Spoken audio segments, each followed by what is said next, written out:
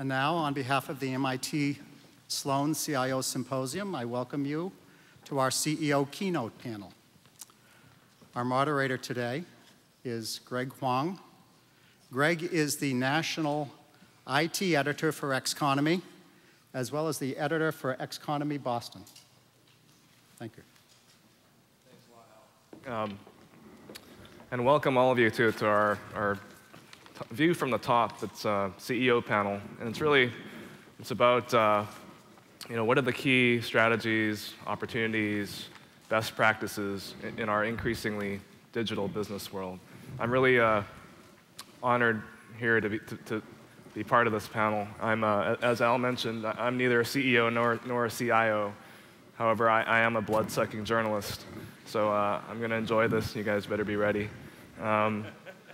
To my left, I'm going to let you guys introduce yourselves, talk a little bit about your work, but it's great to have David Castellani here, Brian Halligan, T.W. Liu, Eric Openshaw. So the format will be, we'll talk a little bit about what each of you does and some best practices, strategies, kind of the evolving role of CIOs and CEOs and the relationship between them. And then we're talk about that and try to get to your questions with plenty of time. So please be thinking of your questions before that. I just want to set the framework a little bit for our discussion. It's clear. The theme of today's meeting is beyond the crossroads. It's clear the world has changed. Like all of you, I woke up this morning. One of the first things I did was check my email. I've got like 35,000 unread in my inbox. I guess I got to hit delete at some point. Check Twitter. I'm not a Facebook guy, so I don't have to deal with that nonsense. But I did most of it from my phone. So it's clear things are changing for everybody, and we just want to talk about how that affects the highest levels of management. So I just want to start by having the panelists each say a few words about your company, what you do, and kind of your role here, and then we'll go from there. Right. Thank you. Good morning. I'm David Castellani. I'm the CEO of New York Life Retirement Plan Services here in Boston. Brian Halligan, CEO of Hubspot, based here in Cambridge, founded out of MIT, actually. Yep. My name is T.W. Liu from iSoftStone. iSoftStone is a China-based IT service provider. We just have this office globally. Also have in Boston office. Okay. Good morning, Eric Openshaw. I'm a partner and vice chairman with Deloitte, and I'm responsible for our technology portfolio of clients around the world. So I'm also a recovering engineer by career, and so I come at things more from the technology side. So I thought maybe we'd start with this kind of an evergreen question of, how does IT and business sides, how can we work together more effectively at the highest levels, especially as things are becoming more digital and more online. Things are changing really fast. So, and you have an audience of CIOs and top senior tech execs. I thought maybe we could say, what are some of the top advice that you can give to CIOs and how to do their job better, how to work with you better. And I thought maybe we'd start with David on that and kind of how the role is evolving today. Yeah, well, I sort of think about it this way. If you're a CIO in the business, you really need to think about how to become a CEO in order to create that alignment. There's all kinds of articles that have been written about alignment, lack of communication, lack of understanding between the two organizations.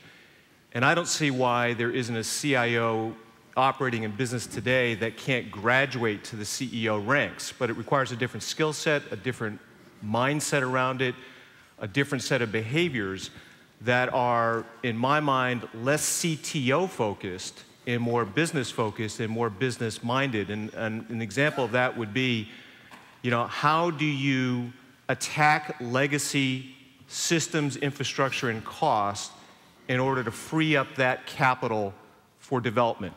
Every business I know is capital constrained. Every CEO is faced with a certain dilemma. How do I do more with less? You are at the forefront of allowing that to occur. And if you do so, if you choose to do so, I think you become elevated in both stature and prominence, both at the board level and throughout management. Yeah, what's interesting about our panel is you're an impressively diverse, actually, range of companies, from size to geography to scope, technology. So I thought maybe we don't have to go down the line for every question, but I thought each of you might be able to chime in on this because it's really one of our top themes. I would just offer, in addition to what's been said, in terms of partnering with the business and becoming integral in that regard and getting ready to go into the CEO's chair, we see a lot of innovation in technology companies around the world and in our broader client portfolio. But what's interesting is from the business innovation side, we see most of that innovation going on kind of at the outer edges. And a lot's been written about innovation on the edge, and often the innovation gets stifled when it's brought back into the core and crushed. And so we're seeing more and more organizations trying to pull the core towards the edge. What's fascinating to me in that is that you don't very often see the CIO's group or participation in that edge framework of innovation. It's you'd be out in the marketing department and they've got the P card out and they're doing something with Salesforce.com, or they're doing something interesting on the Amazon platform, innovating in some really unique ways, and the CIO's group is nowhere to be found.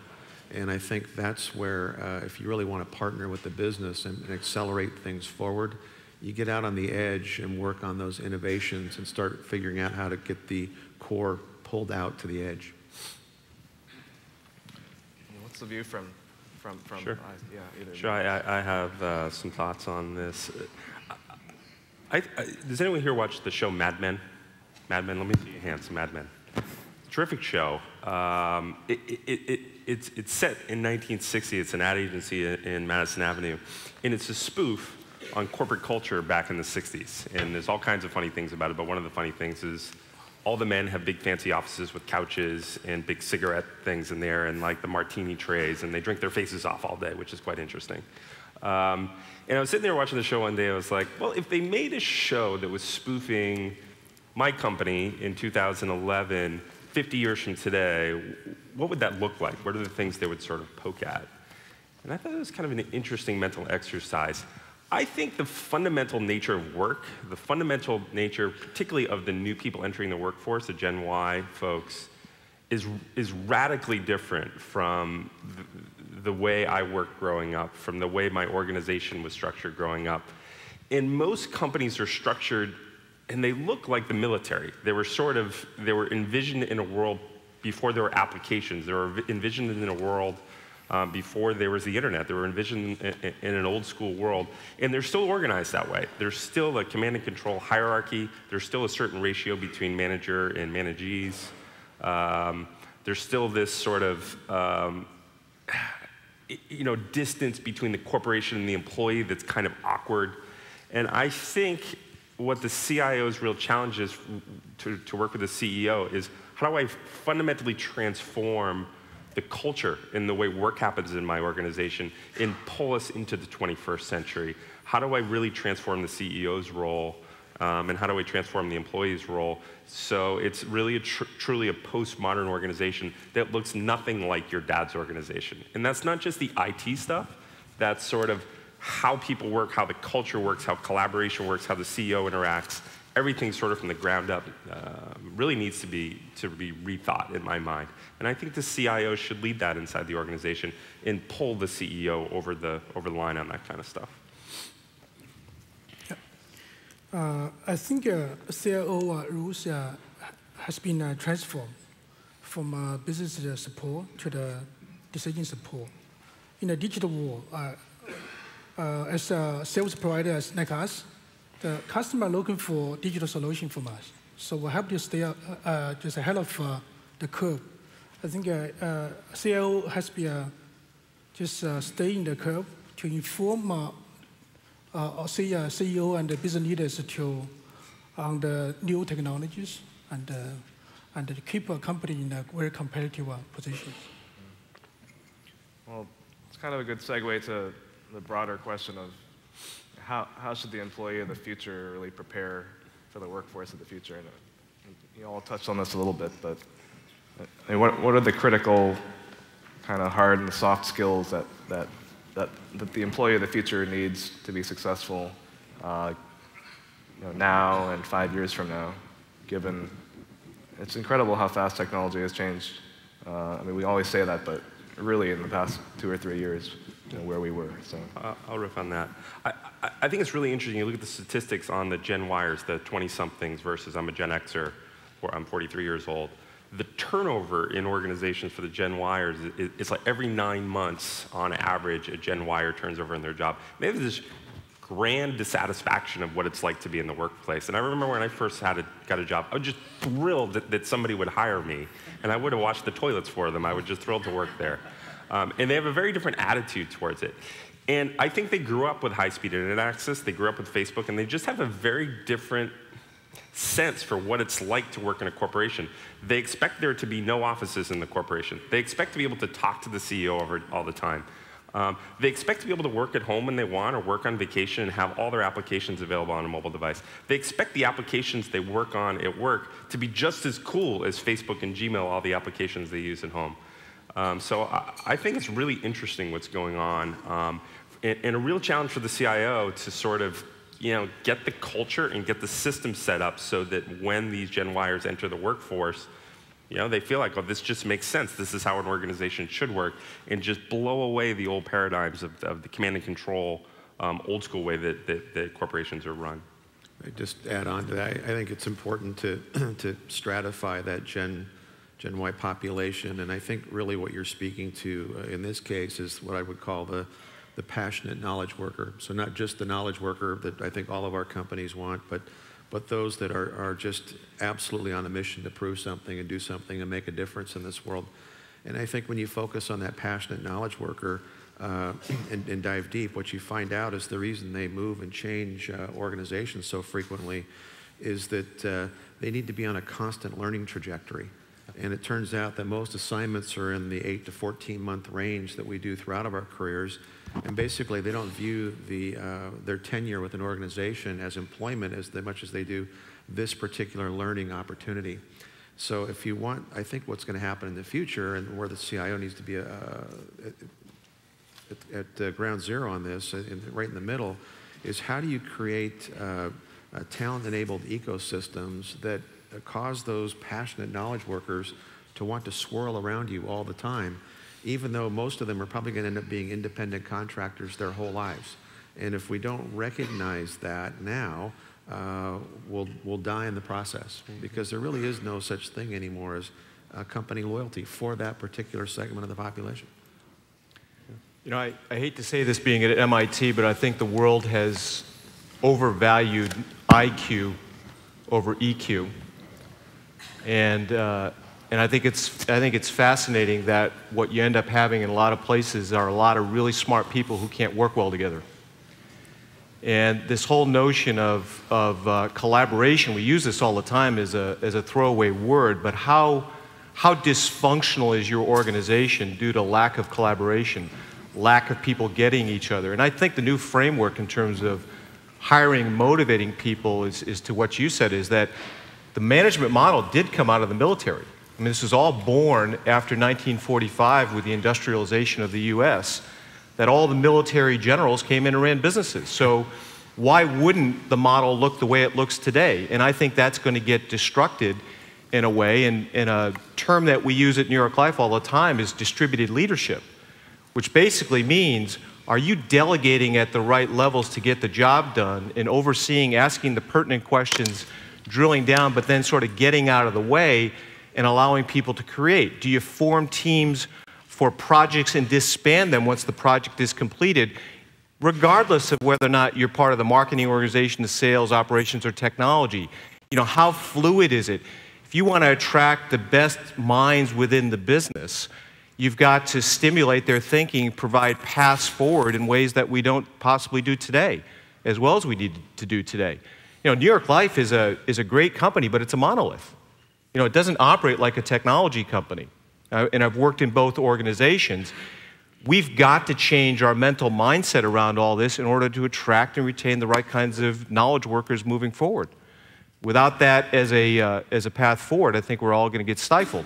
And at the end of the day, to me, a little tip from you know, my playbook, I'm a boomer, not a...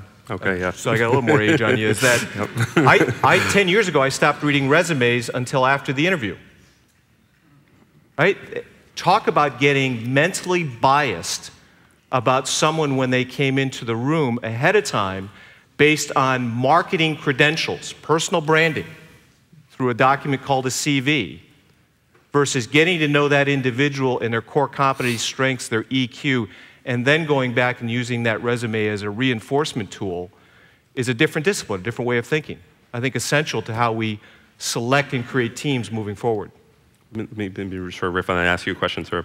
My sense is on the 20-somethings in the workforce today is that they're really friggin' sharp.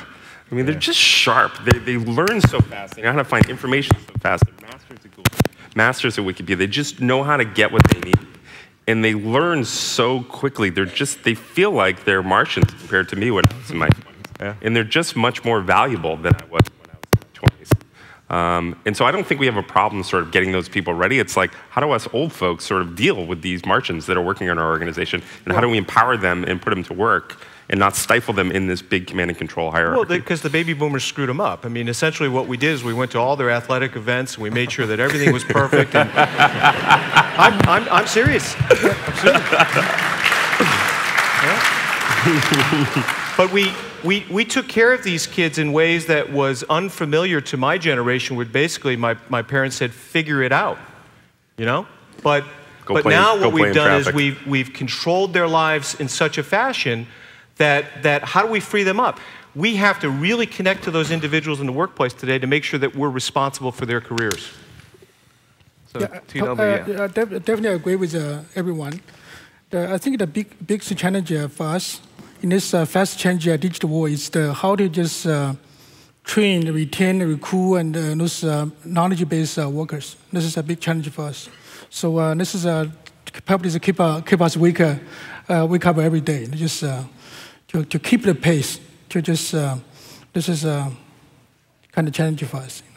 But knowledge workers is just fascinating. It's like the management hierarchy, and I think the management hierarchy comes out of the thing the generals come out, and there's a certain, like, okay, you're a manager, and you've got X number of factory workers that work for you, and Y number of people work for them.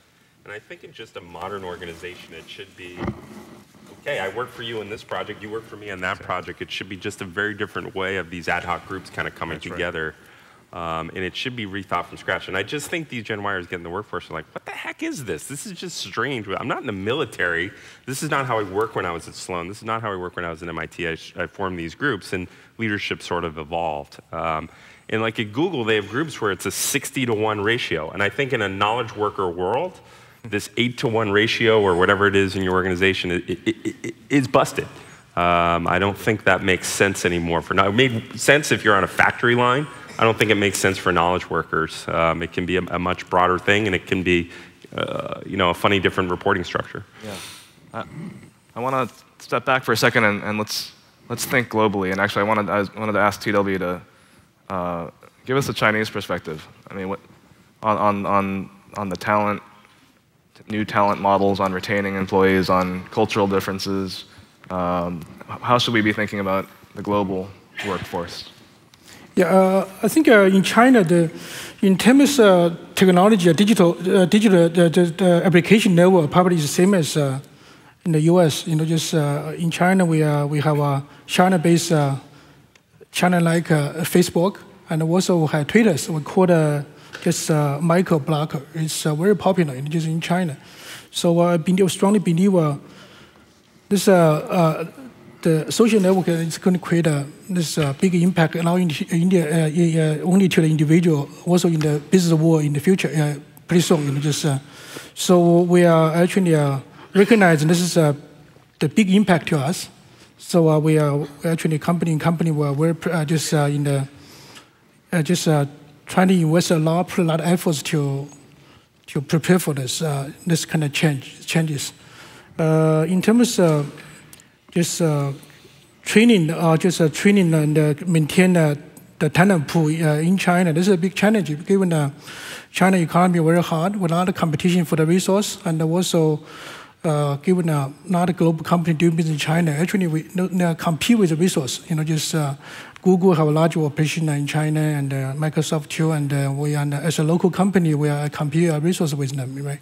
So we have two strategies. One is we have just embedding those new technology just into our partner colleges, just in the the final the last year students, we just embedded our curriculums into the college curriculums to help them, those new graduates, to understand the new technologies. That's one thing. Also, we partnership with U.S. colleges like Halligan University. Xconomy, this is an IT training program for Halligan, to launch a program in China to try to make our training program more international. So we try everything. And this is trying to just to maintain this, stay in the very competitive stage in the digital world. Yeah, that's a reminder. I mean, I was talking to Qi Lu from Microsoft, and he's the president of their online services for the past 2.5 years. And Microsoft is very interested now in jumping into the daily deals and group buying space. And he said there's over 1,000 Groupon competitors or clones in China. So it's just, keep your eye on all those companies. So I thought maybe we'd change it up quickly and maybe talk about what's on your technology wish list, maybe for a couple of you. Maybe we could start with Eric. Give us like one item. And how can people in the audience help you with this?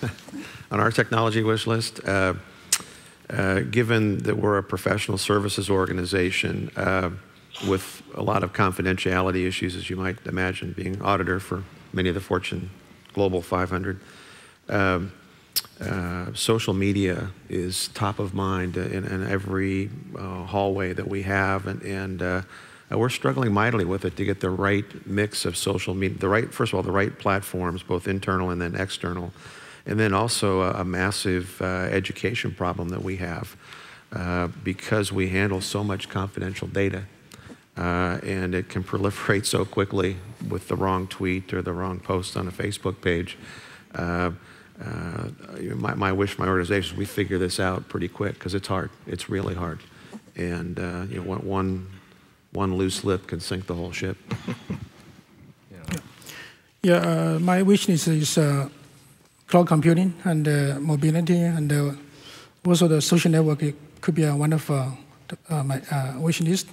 I think I want to add another one is Internet of Things. This is we also call machine to machine. This is quite. I think this term is created from MIT. This is quite popular in China. Just people like IBM. Everyone promotes smart cities, and this is part of we call it Internet of Things. This could be create a lot of impact to the world. Mine is directly targeted at our friends from Salesforce.com. We run much of our business on Salesforce.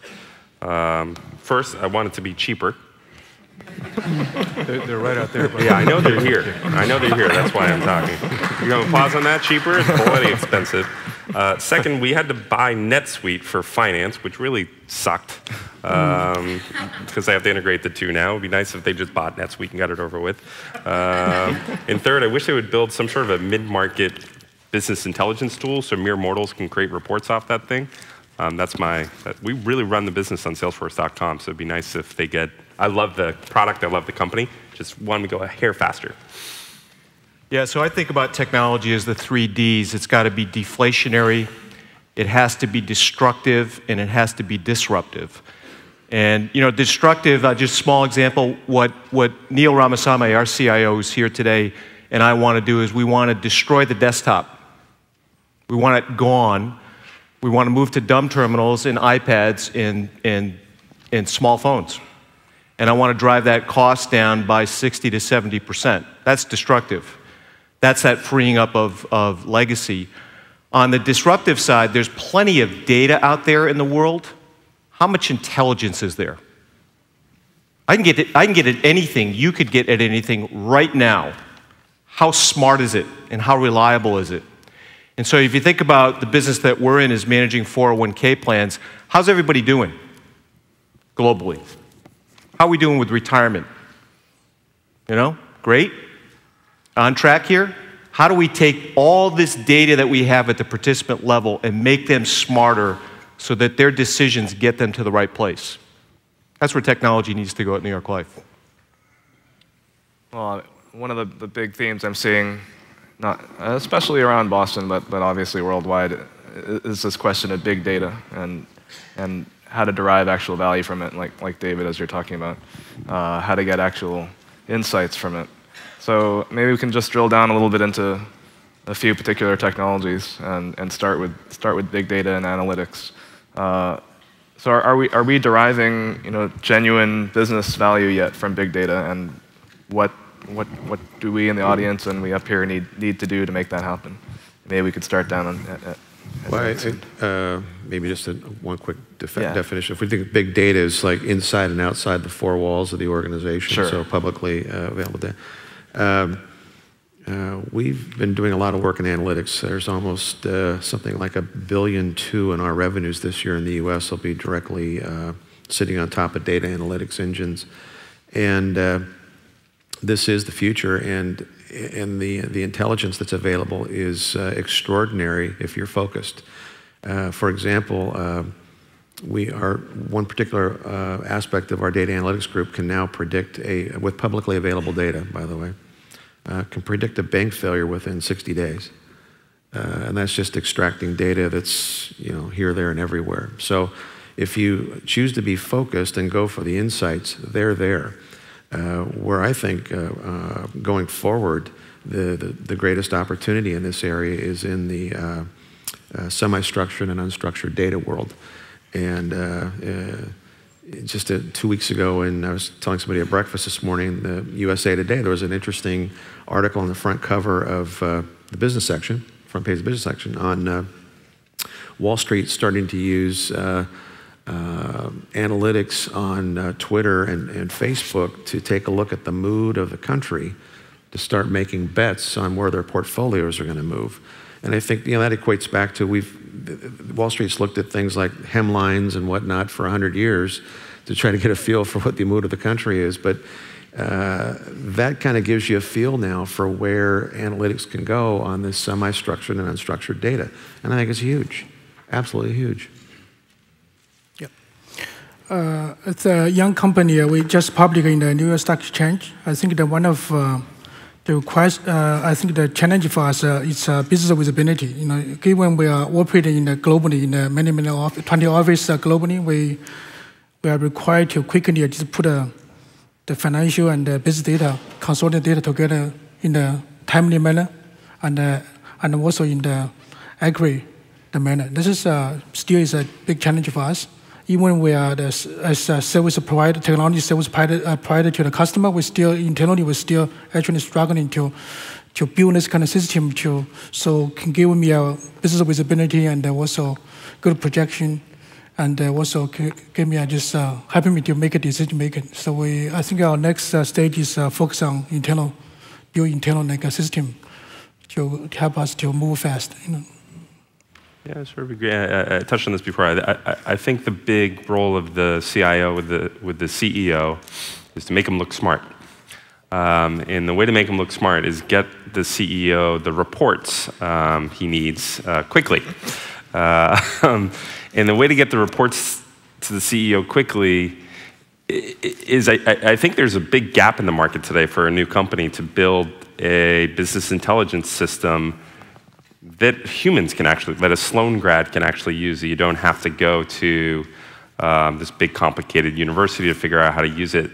And how do you figure out, there needs to be a new company that unlocks that data and lets mere mortals create reports sort of on the fly that are accurate and really decentralize that. So it's not centralized in an analytics group. That's my pet rock around we have huge amounts of data, and we need specialized people to go in and make sense of that data, and it's very frustrating to me. Yeah, and I think in our world, it's really about connecting clients to each other, using social media within our four walls in some aspects. The old model was that a client would come to us and say, what's your opinion on whatever the topic was, and then we would render some great advice about what we think.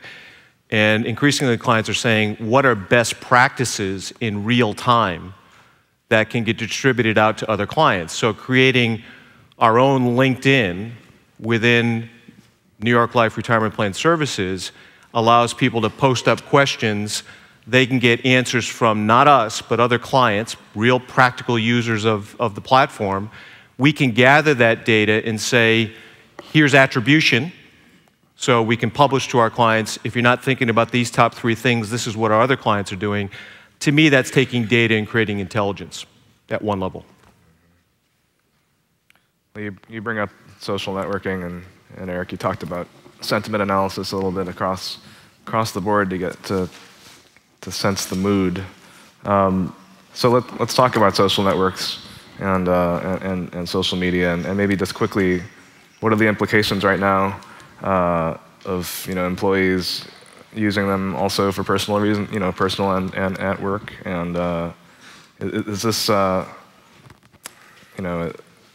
is this just sort of the next evolution of phones and emails, as a communications tool, or is there something really fundamental going on? You should answer it using Facebook. I know. Because mostly it's just because I don't want to spend more time online than the 18 hours I'm already there. So that's the only reason. I love it to connect with old friends. But my point of view on this is it's a tool.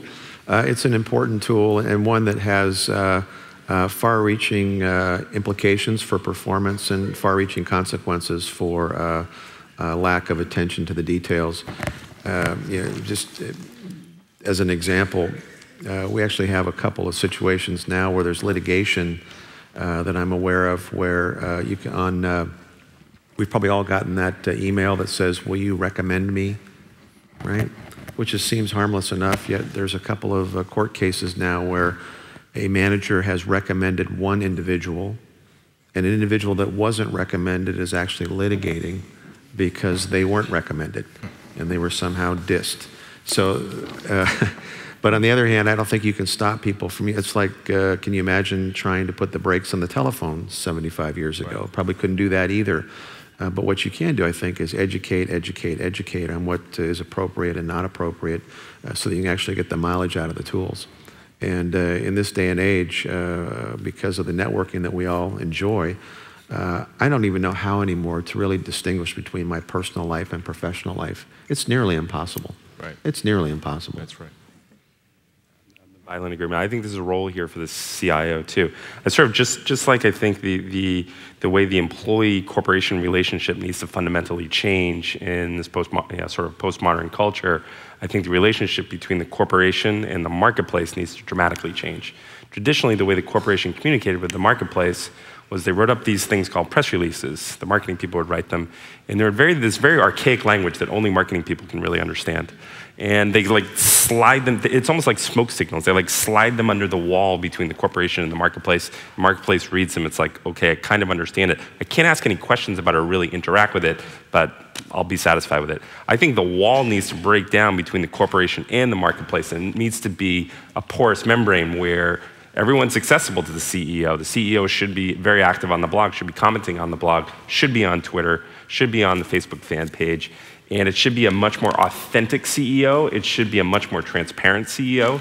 And I think the CIO can take the lead on that and hold the CEO's hand through that process because CIOs should be up on these new technologies. So I think this is a big opportunity for the CIO to help the CEO figure this stuff out and transform the relationship between itself and the marketplace and really open things up. I think the Gen Yers, back to the darn Gen Yers again, is I think they have a very different expectation of what it's like to deal with a vendor. And it used to be that it was okay to have this big wall around the vendor, and there was an inauthentic relationship. There was a non-transparent relationship. And now Google and Twitter, there's all this information available. You might as well just break that wall down yourself and make yourself completely transparent. And CEOs who can embrace that, I think, will win. And CIOs who help their CEOs do that can be real stars. I'm a real enemy of the companies. So I get a friend that works for JP Morgan, and she can't use Facebook at work and can't use Twitter at work and can't use these technologies. It's fascinating because she uses her cell phone to check Facebook all day. It's just absolutely ridiculous. Yeah. And I think Facebook, it's the phone. It's the way you live and work. And the boundary between, I totally agree with you, the boundary between your work life and your personal life is dramatically changed. So you have to just get more fiber in your diet, relax, let people use Twitter and Facebook at work. It's the way people get their lives done today. Who talks on the phone anymore anyway? The phone, I never talk on the phone unless it's my mother calling or my VCs. Is there a difference? No. You want to speak to that, or should we move on? Yeah. Okay. Very quickly, just 5 years ago, things like cloud computing and mobile were questions about whether and how you should invest in them. Now they feel redundant. Everything's mobile, everything's in the cloud. Which of those two areas is most interesting or relevant or controversial for each of you? I'll start with David here. I think it's relevant from this regard is that it's really about how much of your non-core infrastructure can you outsource? How much can you really treat as a utility function and just get rid of? It's mind-boggling to me that anybody, and we do it, runs a corporate email system internally. I don't get that. I don't know why software is not more as a service today when that whole rage started in 1997. And here we are in this advanced time, really not doing as much on the edge there. So cloud computing for me is just a term that basically says how much really needs to exist internally versus externally. And again, I'll just get on this legacy kick. You want to do fun things, you want to be innovative, you want to be disruptive, you're going to have to find the capital. And there are aggressive ways to get rid of this stuff that just have to be tackled and have to be addressed. And the idea that, the thing that drives me the craziest is people coming saying, well, we've got this proprietary application. You want to have the hair go up on my neck? Proprietary applications, for the vast majority of us, throw them out the window. They don't mean anything. That's in everybody's head that somehow this is going to add business value. All it does is create headaches. Maybe Eric, you go. Well, I was saying, first of all, I think as it relates to the cloud, certainly agree. Although I do think beyond the utility computing aspects of getting a lower MIP and a BIP per dollar is the opportunity to innovate on the business model. And that's where I think the CIOs, as I was mentioning a little bit earlier, can really make an impact on the edge, as in the innovation in the cloud. And just to pile on to your point about the dollars and the move from capital to OpEx, for those of the startups in the room, and you would know this, if you approach a VC today and you've got even one capital dollar associated with IT in your business plan, you just get shown the front door. Bye-bye. Because we aren't putting money in IT. So. Yeah, I'm the biggest fan of the mobility and cloud computing. And I believe they're going to bring a tremendous opportunity for the next 5 years to totally change the technology war and also the way we are doing business, where we live. So for my company, we are trying to just align the whole strategy, align our strategy with those cloud computing technology change. And we are just trying to keep a very open minded to keep an open mind and also keep a very positive attitude to those changes. I think it's an interesting challenge for the CIO. It's this consumerization of the enterprise seems to be happening. That's quite interesting. Where in our personal lives we use Gmail and we use Angry Birds or whatever it would be on our mobile phone, and we're expecting our enterprise systems to be that way, and I think people are really frustrated about it, and I think it's a real challenge for the CIO to try to how do we get everybody off of Notes onto Gmail? How do we get everybody, whatever it is, and move it all over? I just think cloud and mobile, let's just get over the argument. It's now. That's not the future. That's like a couple of years ago. Yeah, that's right. Yep. Yeah. That's right. Well, this is great. I've got plenty of questions for you, but I do want to go to the audience here. So We have a couple microphones running around. Please raise your hand, and I'll try to call on you. Because we've got about 20 minutes left, or a little bit less. I just want to remind you to keep your questions brief. Have only one idea or part, and please, like Jeopardy, please do make it in the form of a question. Hi, Dan Woods. I'm a columnist at Forbes.com. The hair goes up on the back of my neck when I hear you guys talk about the arrival of Generation Y. All of a sudden, these guys come with new skills, new ideas, new attitudes, and for some reason, you are now throwing out your 30, 40 years of experience about how to get things done in a company. It just seems like this bubble economy claptrap to say, oh my God, new people arrive, new skills. Let's forget everything we know about how to work in an organized manner, how to keep budgets, how to track our expenses, how to have an organized company. I think all of you know that you can't throw everything out, but you're saying, oh my God, the Generation Y people are here, let's throw everything out. I guess I'd like to know what you really feel at HubSpot. Would your VCs be happy with you coming back to the board meeting saying, well, we were really excited, we spent a lot of money, I can't tell you how far we are on our projects, I can't tell you whether anything's getting done, but man, everybody's having a great time.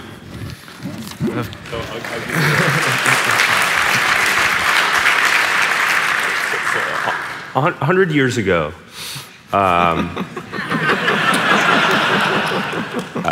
Don't get personal. there was an issue, it was the horse and buggy industry. And there were 16,000 part suppliers in the horse and buggy. People made horses and saddles and carts and wheels. How many of those companies are left? Any guesses? How many are left? One. It's a company called Timken, and they make the ball bearings. And it turns out the automotive industry completely transformed that industry, the highway system, the engine. I frankly think the internet is going to transform the way work happens. I'm trying to transform HubSpot. It's working great. We were at 11 million run rate a year ago. We're at a $26 million run rate today. It's working really well for us. And I think Gen Yers are fundamentally different. I may be dead wrong. I don't think everything's completely changed. I still think you need to have meetings. I still think you have to do certain things in the workforce, but I think it's changed a lot. And I think if you ignore it, you're going to look like that saddle provider in 1911.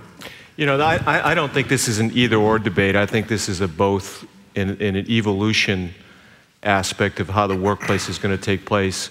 I completely agree with you. Let's go back 60 years and say, what was the organizational model for business? And did it work? Yeah, it worked great. Has that changed in 2011 heading into 2012? Sure. Sure, it should.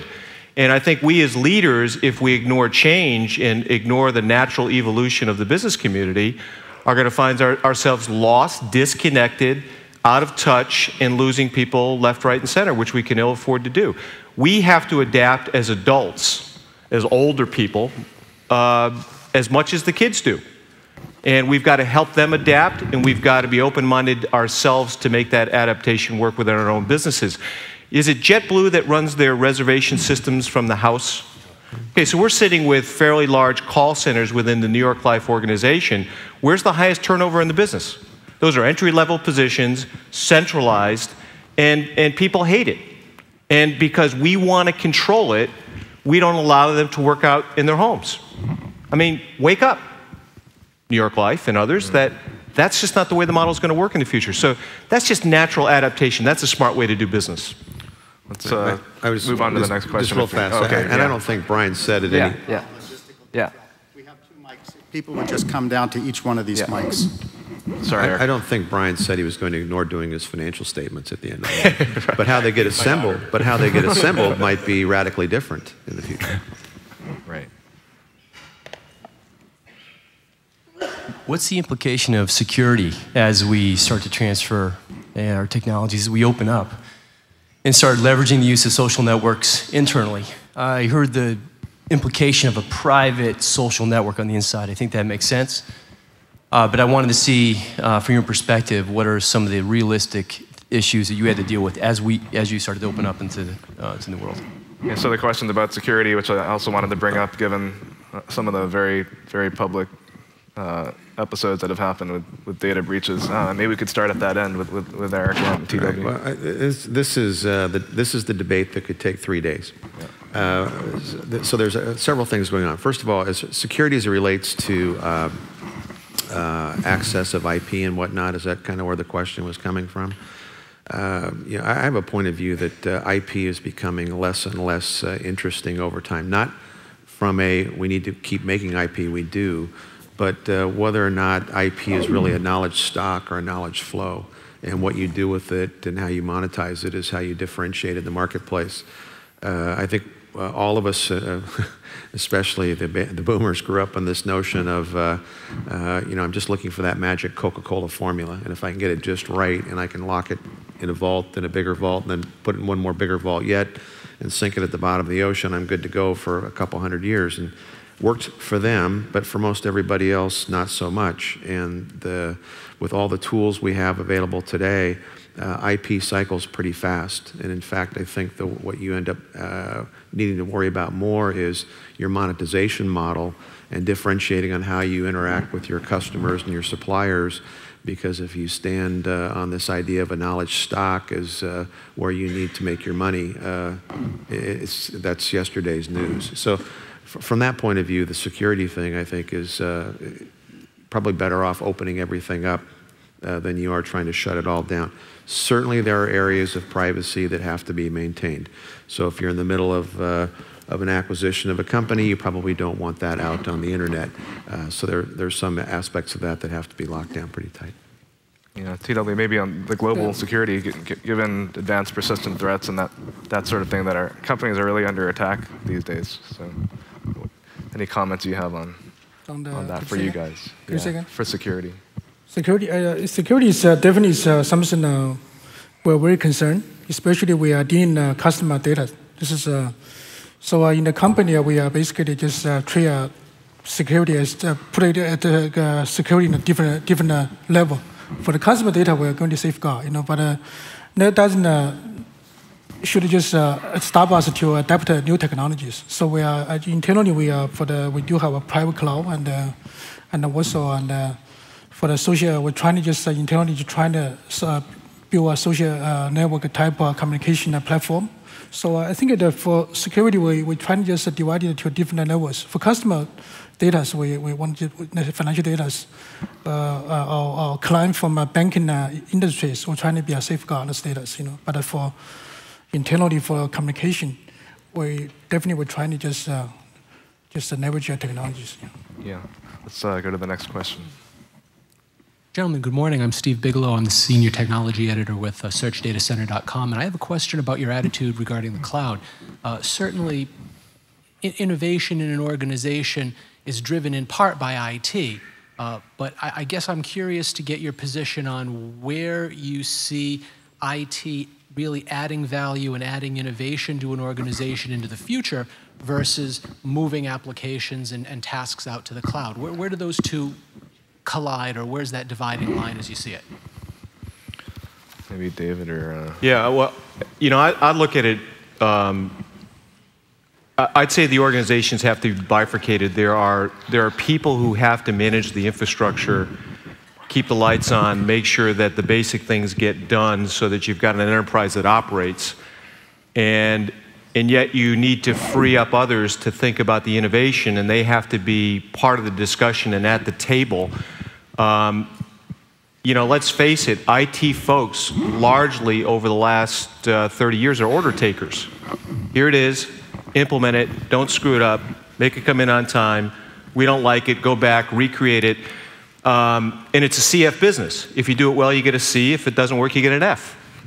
And to me, that model just doesn't work in the future.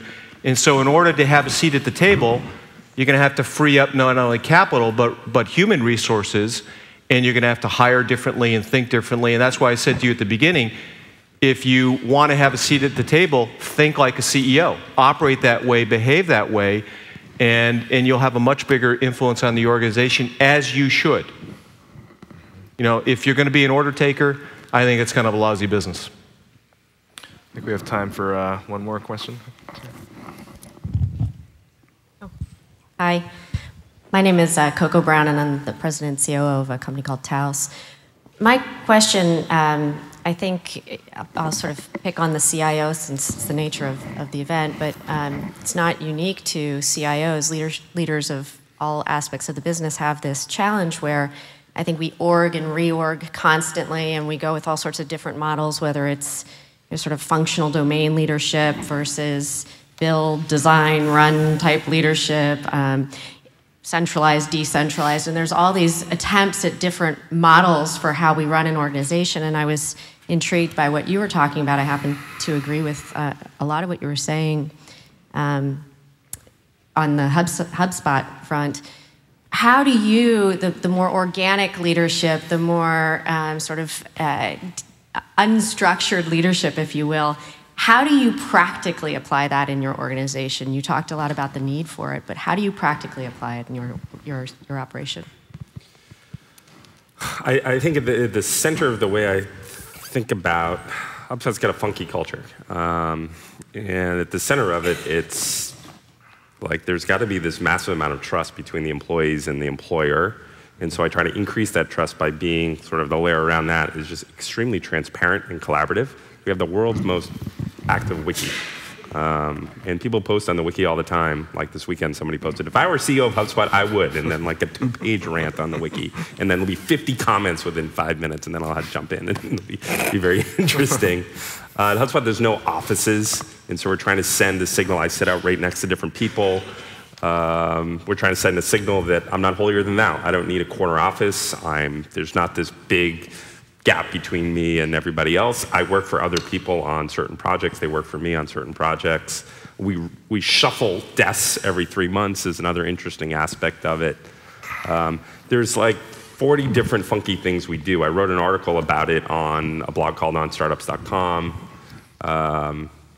So you can check that out. But we have a very different way of thinking about that relationship between the employee and the corporation. It's really worked out for us. We were #1 best place to work in Boston last year by the Boston Business Journal. We were #4 in the Boston Globe. There's something about it that's worked. I sort of stumbled into it, frankly. I think a lot of it comes from my co-founder. But I feel like even a blind squirrel finds a nut, and I found a nut. I think we were really right about it. But I do think that the organization of the future looks a lot different than the organization of today. An organization started with the idea that there's this thing called the internet. It's fundamentally different than the way an organization is run prior to the internet. And I think it's a real challenge for CIOs who are CIOs of organizations that were started pre-internet. We can talk after about it. Yeah, well, that's a good place to wrap up. I want to thank our panel again. And yeah, please join me in thanking the panelists.